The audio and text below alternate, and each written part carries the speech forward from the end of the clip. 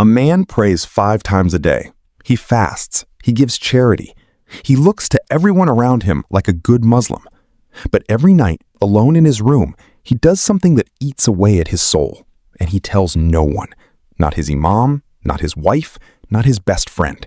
Because he believes if anyone found out, his entire reputation would collapse. This is happening right now in thousands of Muslim homes, and almost nobody is talking about it. Let's be honest about something the community refuses to say out loud. Masturbation isn't rare among Muslim men. It's common. It's hidden. And it's destroying people from the inside while they keep smiling on the outside. This isn't a video to shame anyone. This is a video to finally explain why this sin has such a grip, why it feels almost impossible to quit, and what actually happens to a man's heart, mind, and iman when he keeps falling into it in silence. Here's the first thing nobody tells you. This sin doesn't start in the body. It starts in the mind, in a moment of loneliness, boredom, stress, or emptiness.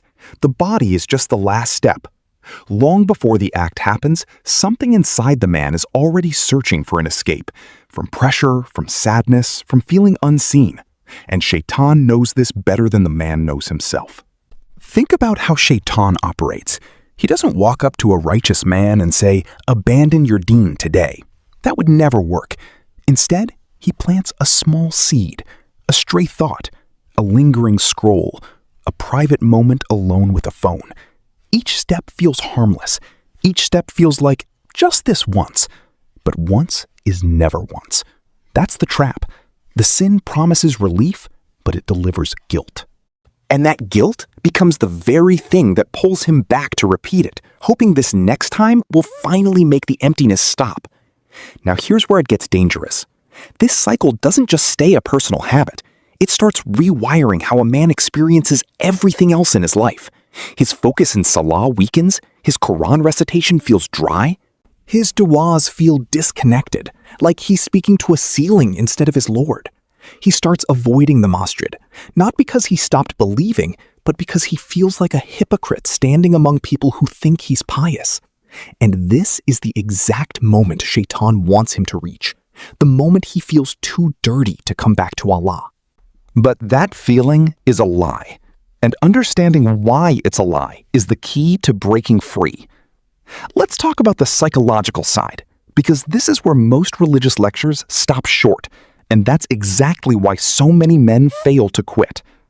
This sin activates the same reward pathways in the brain as any other addictive behavior. Dopamine spikes, then crashes, leaving a void that feels like it can only be filled by repeating the act.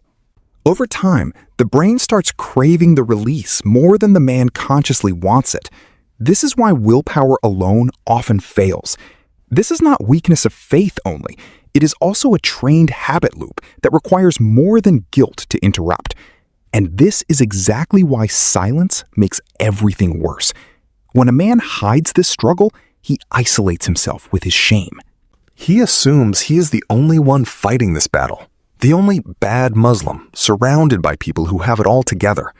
That assumption is false, and it's dangerous, because isolation is fertile ground for addiction to grow stronger. The less he talks about it, the more power it has over him. Now, picture 2 different men. Both fall into this sin. One hides it, telling himself he's disgusting, unworthy, a fraud pretending to be religious. He stops making dua because he feels unworthy of asking. He stops reading Quran because he feels like a hypocrite. Slowly, this shame convinces him to give up on trying altogether. The second man falls into the same sin, but instead of running from Allah, he runs toward him. He turns his shame into sujood. He whispers his weakness to his Lord instead of hiding it. He doesn't wait to become perfect before making dua. He makes dua because he is not perfect. These 2 men committed the exact same sin, but their outcomes will be completely different, because the real danger was never the sin itself. The real danger is what a man does after the sin. Allah is not shocked by human weakness. He created it. What breaks a man spiritually is not falling. It's refusing to get back up because he believes he's too dirty to return. So why does this sin specifically target men in silence more than almost any other sin? because it thrives in secrecy. Unlike missing a prayer, which people notice, or lying, which can be exposed, this sin can be hidden completely. Nobody sees it. Nobody questions it. And because nobody questions it, nobody helps break it. It survives specifically because of the silence around it. The very privacy that makes it possible to hide is the same privacy that makes it dangerous to carry alone. Now, let's break down what's actually happening spiritually every time this cycle repeats. Each time desire is chosen over discipline, something inside the heart hardens slightly. Not because Allah stops loving the servant, but because the servant starts distancing himself. Prayer becomes mechanical, gratitude fades, patience shortens. Small sins that once felt heavy start feeling normal. This is called the hardening of the heart, and scholars have warned about it for centuries, not to instill fear, but to explain a spiritual mechanism.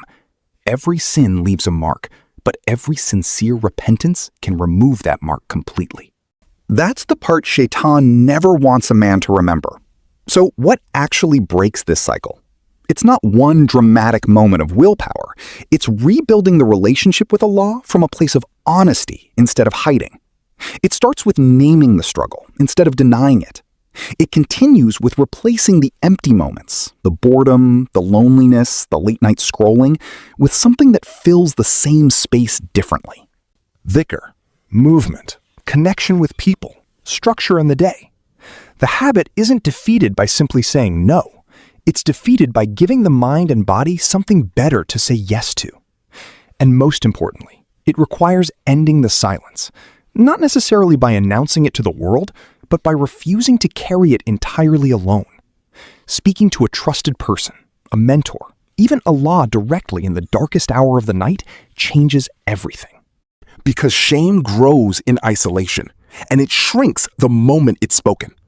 This sin has convinced generations of Muslim men that they are alone, that they are frauds, that they are too far gone to return.